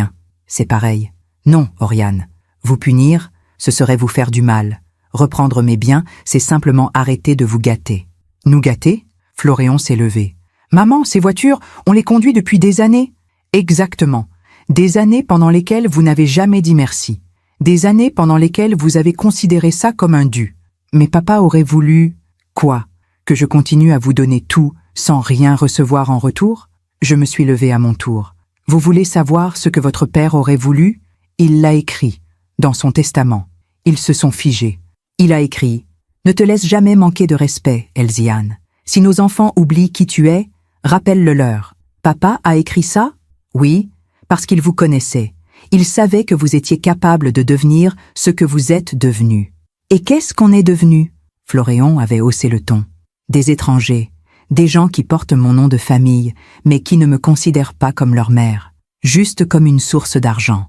C'est faux. Alors prouve-le. Dis-moi une chose, Floréon. Une seule chose que tu as faite pour moi ces 3 dernières années, sans que je te le demande, spontanément. Silence. Tu vois? Oriane s'est mise à pleurer. Maman, tu es méchante. Non, je suis lucide. Tu nous rejettes? C'est vous qui m'avez rejeté. Moi, je me protège. En nous enlevant nos voitures? Ce ne sont pas vos voitures, ce sont les miennes. Floréon a fait un pas vers moi. Maman, tu ne peux pas faire ça. Si, on va contester. Bonne chance. Tout est à mon nom, légalement. Vous n'avez aucun droit. On verra ça. Oui, on verra. Il a attrapé son manteau. Viens, Oriane. On perd notre temps. Oriane m'a regardé à travers ses larmes. Maman, s'il te plaît. S'il te plaît quoi? Rends-nous les voitures. Non. Pourquoi tu fais ça? Parce que vous m'avez traité de vieille emmerdante que personne ne supporte. Parce que vous m'avez dit d'aller manger seule.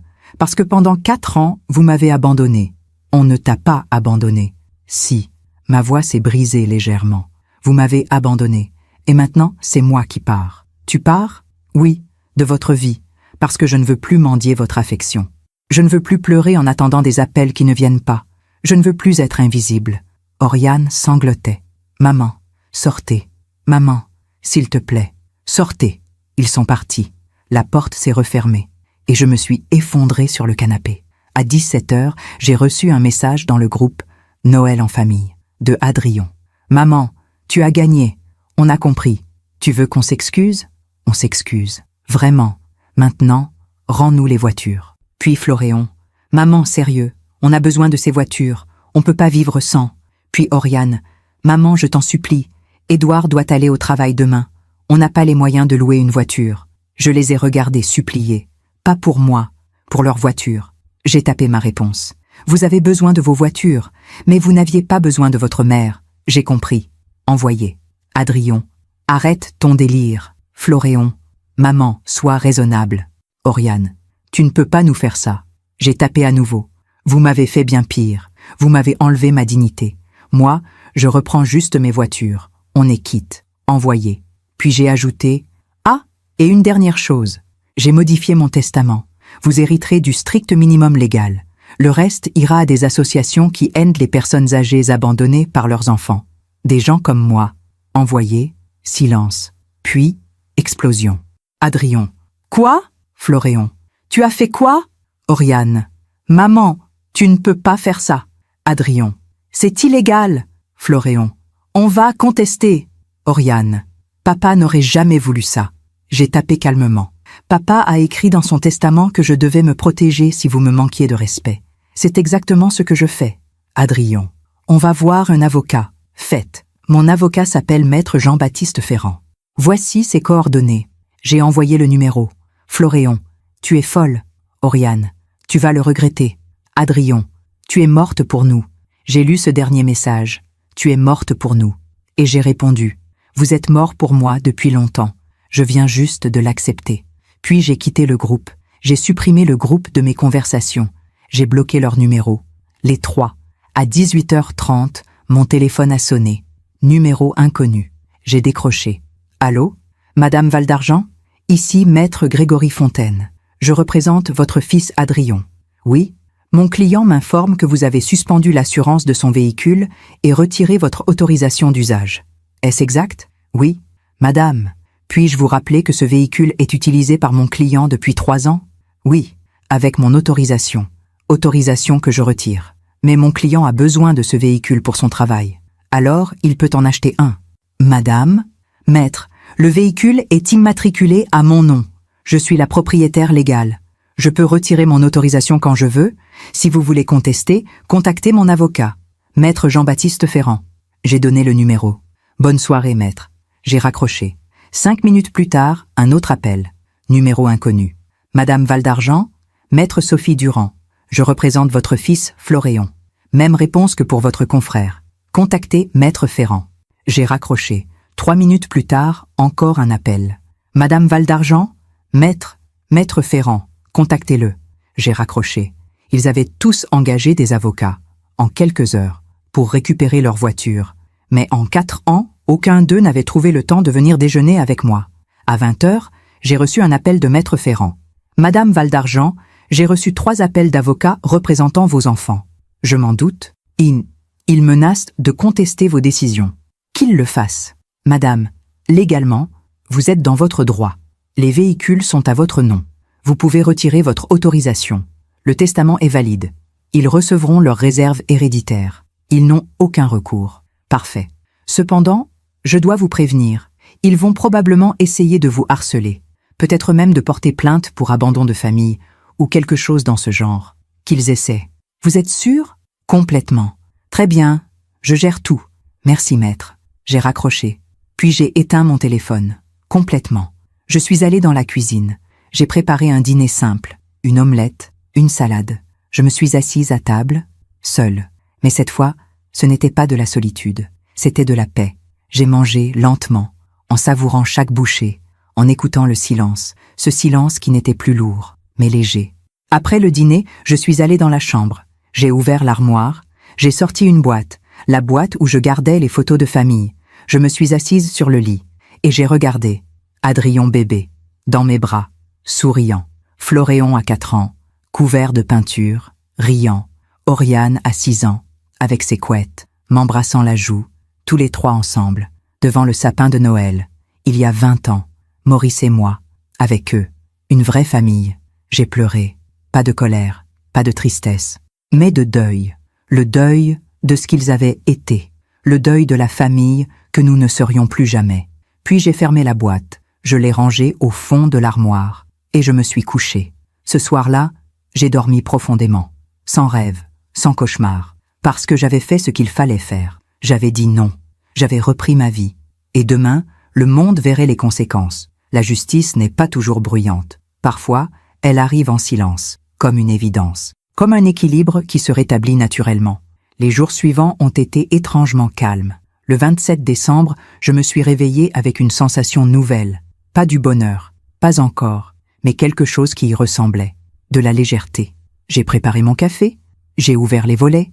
Paris était gris, mais beau. Mon téléphone était toujours éteint, et je n'avais aucune envie de le rallumer. À 10 heures, on a sonné. Maître Ferrand. Madame Valdargent, je voulais vous tenir informée. Les 3 avocats de vos enfants ont contacté mon cabinet hier soir. Ils demandent une médiation. Pourquoi faire? Pour tenter de trouver un arrangement à l'amiable. Il n'y a rien à arranger. C'est ce que je leur ai dit.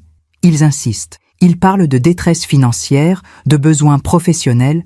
Maître, pendant 4 ans, mes enfants ne se sont pas souciés de ma détresse émotionnelle. Aujourd'hui, je ne me soucie pas de leur détresse financière. Il a souri légèrement. Je leur transmettrai votre position. Merci.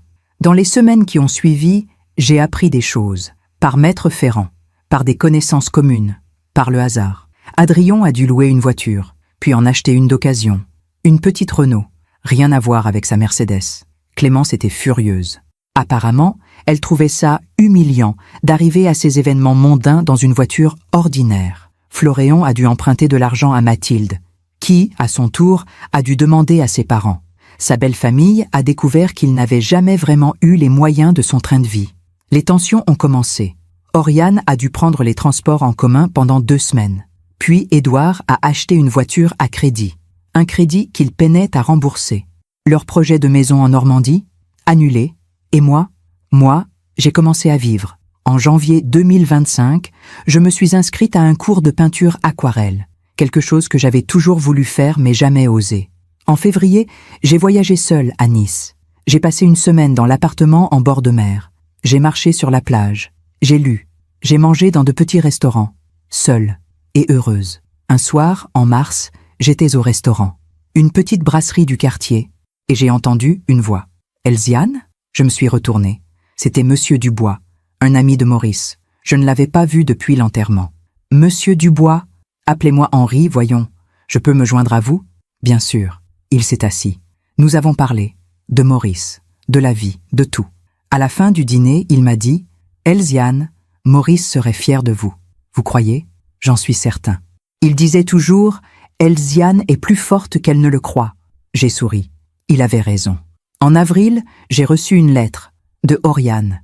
Je l'ai regardée longtemps avant de l'ouvrir. Puis j'ai lu « Maman, je sais que tu ne veux plus me parler. Je comprends. Enfin, j'essaie de comprendre. Ces derniers mois ont été difficiles, sans la voiture, sans l'argent, mais surtout sans toi. J'ai beaucoup réfléchi à ce qu'on a fait, à ce qu'on est devenu. Tu avais raison. On t'a abandonné. On t'a utilisé. On t'a manqué de respect. Je ne m'en rendais pas compte. Ou peut-être que je ne voulais pas m'en rendre compte. Papa me manque. Et toi aussi. Je ne te demande pas de pardonner. Je sais que c'est trop tard. Mais je voulais te dire, je suis désolée. Vraiment. Ta fille qui t'aime encore, Oriane. J'ai pleuré en lisant cette lettre. Mais je ne lui ai pas répondu. Pas encore. Parce que les excuses, c'est bien. Mais les actes, c'est mieux. En mai, j'ai croisé Floréon par hasard. Rue de Passy. Il sortait d'une boulangerie. Moi, j'entrais dans une librairie. Nos regards se sont croisés. Il a ouvert la bouche, puis l'a refermée. Il a baissé les yeux. Et il est parti, sans un mot. En juin, Maître Ferrand m'a appelé. Madame Valdargent, Adrien a cessé de contester. Son avocat m'a informé qu'il abandonnait toutes les procédures. Bien. Floréon et Oriane également. Très bien. Le testament est définitif. Parfait. Puis-je vous demander comment vous allez? Je vais bien, maître. Vraiment bien. J'en suis heureux. En juillet, pour mes 61 ans, je suis parti en Italie. Seul. Florence, Rome, Venise. J'ai regardé des œuvres d'art. J'ai mangé des glaces. J'ai marché dans des ruelles anciennes. Et je me suis sentie libre, pour la première fois de ma vie. Un soir, à Venise, assise sur une terrasse face au grand canal, j'ai pensé à eux. Adrien, Floréon, Oriane, mes enfants. Ceux que j'avais portés, nourris, aimés. Et j'ai réalisé quelque chose. Je ne leur en voulais plus. Pas vraiment. J'étais juste ailleurs, dans une vie nouvelle. Une vie où je comptais, où je respirais, où j'existais. En août, j'ai reçu une autre lettre, de Adrien cette fois. Maman, je ne sais pas si tu liras cette lettre, je ne sais même pas si je mérite que tu la lises. Clémence et moi, on a eu des problèmes. Elle m'a quitté en avril. Elle a pris Théo. Je suis seule maintenant. Et je comprends ce que tu as ressenti. Cette solitude, ce silence. Papa me manque. Et toi aussi. Je suis désolée. Adrien. J'ai plié la lettre. Je l'ai rangée avec celle d'Oriane. Mais je n'ai pas répondu. Peut-être un jour, mais pas maintenant. Parce que maintenant, c'était mon temps. En septembre, j'ai fait quelque chose d'important. J'ai donné 50 000 € aux petits frères des pauvres, pour aider des personnes âgées isolées, des gens comme moi. Enfin, comme j'avais été. En octobre, au cimetière du Père-Lachaise, devant la tombe de Maurice, j'ai parlé. Maurice, j'ai fait ce que tu m'avais dit. Je me suis protégée. J'ai dit non. Et tu sais quoi? J'ai survécu. Plus que ça. Je vis. Vraiment. Pour la première fois depuis ta mort, je vis. Le vent a soufflé doucement. Les feuilles ont dansé. Et j'ai souri. En novembre, j'ai reçu un appel. Numéro inconnu. J'ai hésité. Puis j'ai décroché. Allô? Maman? Oriane. Oui, je voulais juste entendre ta voix. Silence. Oriane. Oui, je ne suis pas prête. Je comprends. Mais peut-être un jour? Vraiment? Peut-être. Elle a pleuré doucement. Merci, maman. Prends soin de toi. Toi aussi. J'ai raccroché. Et j'ai pleuré. Mais pas de tristesse. De quelque chose d'autre. D'espoir, peut-être. Il y a des leçons qui ne s'apprennent que dans la douleur. Et des vérités qui ne se révèlent que dans le silence. Nous sommes aujourd'hui le 17 décembre 2025. Presque un an jour pour jour après ce Noël qui a tout changé. Je suis assise dans mon appartement. Le même appartement. Mais il ne ressemble plus à ce qu'il était. Les murs que je regardais avec tristesse sont maintenant décorés de mes aquarelles. Le silence qui me pesait est devenu ma compagnie préférée. La solitude qui me détruisait est devenue ma liberté. J'ai 61 ans. Et pour la première fois de ma vie, je me sens entière. Ce matin, j'ai reçu 3 lettres. Une de chacun de mes enfants. Je les ai ouvertes lentement. Adrien a écrit « Maman, cela fait 1 an. 1 an que j'ai perdu 2 femmes, Clémence et toi. Mais c'est toi qui me manques le plus. Parce que toi, je t'ai perdu par ma faute. J'aimerais te revoir. Juste pour te dire en face ce que je n'ai jamais su dire. Tu es la meilleure mère qu'on puisse avoir. Et je suis désolée d'avoir mis si longtemps à le comprendre. » Floréon a écrit « Maman, Mathilde et moi, on a divorcé en septembre. Elle m'a dit quelque chose avant de partir. Tu as tout gâché, avec tout le monde, même avec ta mère qui t'aimait plus que tout. Elle avait raison, je voudrais recommencer. Pas pour l'argent, pas pour les voitures, juste pour avoir ma mère. » Oriane a écrit « Maman, je suis enceinte, d'une petite fille. Je voudrais l'appeler Elsiane, si tu m'y autorises. Parce que je veux qu'elle porte le nom d'une femme forte. Une femme qui a su dire non. Une femme comme toi. J'aimerais que tu sois là, que tu la connaisses, que tu lui apprennes ce que tu m'as appris, que la dignité vaut plus que tout. » J'ai pleuré en lisant ces lettres, longtemps. Puis j'ai pris mon téléphone. J'ai créé un nouveau groupe, Famille Val d'Argent.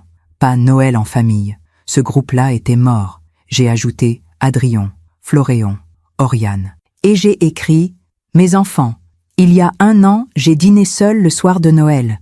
Vous m'aviez insulté. Abandonné, et j'ai compris que je devais me sauver. Alors, je l'ai fait. J'ai repris ce qui m'appartenait. J'ai dit non. Je me suis choisie. Et j'ai découvert quelque chose. Je pouvais vivre sans vous. Pas facilement. Pas sans douleur. Mais je pouvais. Aujourd'hui, vous m'écrivez. Vous regrettez. Vous comprenez. Et je vous crois. Mais je veux que vous sachiez quelque chose. Je ne serai plus jamais la mère que j'étais. Celle qui donnait tout. Celle qui pardonnait tout. Celle qui s'oubliait. Si vous voulez revenir dans ma vie, ce sera différent. Ce sera avec respect, avec présence, avec réciprocité. Je ne serai plus votre banque. Je serai votre mère. Si vous acceptez de redevenir mes enfants, pas ceux qui prennent, mais ceux qui donnent aussi. Le 24 décembre, je préparerai un dîner. Comme l'année dernière. Vous êtes invités. Tous les 3. Si vous venez, je saurai que vous avez compris. Si vous ne venez pas, je dînerai seule. Et je serai en paix quand même. Parce que maintenant, je sais quelque chose. Je mérite mieux que des miettes d'affection. Et si vous ne pouvez pas me donner mieux, alors je préfère le silence. Maman. J'ai appuyé sur envoyer. Et j'ai attendu. 3 minutes plus tard, mon téléphone a vibré. Adrien. Je serai là, je te le promets. Floréon. Moi aussi. Merci de nous donner une chance. Oriane. On sera là, maman, Édouard et moi, et on restera. J'ai souri. Un vrai sourire. Mais je n'ai pas répondu. Parce que les promesses, je les avais déjà entendues. C'étaient les actes que j'attendais maintenant. Le 24 décembre 2025 au soir, j'ai dressé la table. Comme l'année dernière. La nappe brodée, l'argenterie, les bougies blanches. Mais cette fois, quelque chose était différent. Cette fois, je n'avais pas peur, pas d'angoisse, pas d'attente désespérée. Juste une sérénité tranquille. S'il venait, bien. S'il ne venait pas, bien aussi. À 19h, on a sonné. J'ai ouvert. Adrien se tenait là, seul, avec un bouquet de roses blanches. Maman. Adrien. Il m'a tendu les fleurs. Je suis désolée, vraiment. Je les ai prises. Entre. 10 minutes plus tard, Floréon est arrivé, avec une boîte de chocolat. Maman, j'ai beaucoup réfléchi. Je veux tout recommencer. Être un meilleur fils. On verra. Entre. À 19h30, Oriane est arrivée avec Édouard. Elle avait un ventre rond. Elle s'est avancée vers moi, les larmes aux yeux. Maman, ma chérie. Elle m'a serré dans ses bras. Et j'ai pleuré. Nous avons tous pleuré. Ce soir-là, nous avons dîné ensemble. Ils ont parlé. Vraiment parlé. Pas de demande. Pas d'excuses creuses. Juste des mots vrais. Adrien m'a raconté sa solitude. Comment il avait compris trop tard. Floréon m'a raconté ses échecs. Comment il avait réalisé qu'il avait tout pris pour acquis. Oriane m'a raconté sa peur. Comment elle voulait être une meilleure mère que celle qu'elle avait été comme fille. Et moi, je les ai écoutés. Sans pardonner tout. Pas encore. Mais en ouvrant une porte. À la fin du dîner, Adrien a dit « Maman, est-ce qu'on peut revenir? Pas juste ce soir? Vraiment. Dans ta vie. » J'ai regardé mes 3 enfants. Ces adultes qui avaient été des bébés dans mes bras. Et j'ai dit « Oui. Mais à une condition. » Laquelle? Que vous ne reveniez pas par culpabilité, ni par intérêt, mais par amour, le vrai, celui qui donne sans compter, celui qui appelle sans raison, celui qui vient sans qu'on supplie. Ils ont hoché la tête. On te le promet. On verra. Parce que maintenant, j'avais appris. Les promesses sont faciles. C'est le temps qui dit la vérité. Aujourd'hui, 3 mois plus tard, ils reviennent. Pas chaque jour, pas parfaitement, mais ils reviennent. Adrien m'appelle le dimanche, juste pour parler. Floréon vient déjeuner 1 fois par mois, avec des fleurs. Oriane m'envoie des photos de son ventre qui s'arrondit et me demande des conseils. C'est un début, pas une fin heureuse, mais un nouveau départ. Et moi, je continue à vivre, à peindre, à voyager, à exister, parce que j'ai appris la leçon la plus importante de ma vie. On ne peut pas forcer quelqu'un à nous aimer, mais on peut se forcer à se respecter. Et quand on se respecte, les autres finissent par suivre ou partir. Et dans les 2 cas, on s'en sort. Si mon histoire aide ne serait-ce qu'une femme à ouvrir les yeux, à dire non, à se choisir, alors tout cela aura eu un sens, parce que la vie ne nous doit rien. Mais nous nous devons tout. Merci de m'avoir écouté jusqu'au bout. Si cette histoire a touché votre cœur, abonnez-vous et activez la cloche pour entendre d'autres femmes qui ont transformé la douleur en sagesse. Chaque jour, une femme, une leçon de vie. Partagez cette histoire avec quelqu'un que vous aimez. Parfois, une histoire change toute une journée. Que Dieu vous bénisse et à très bientôt.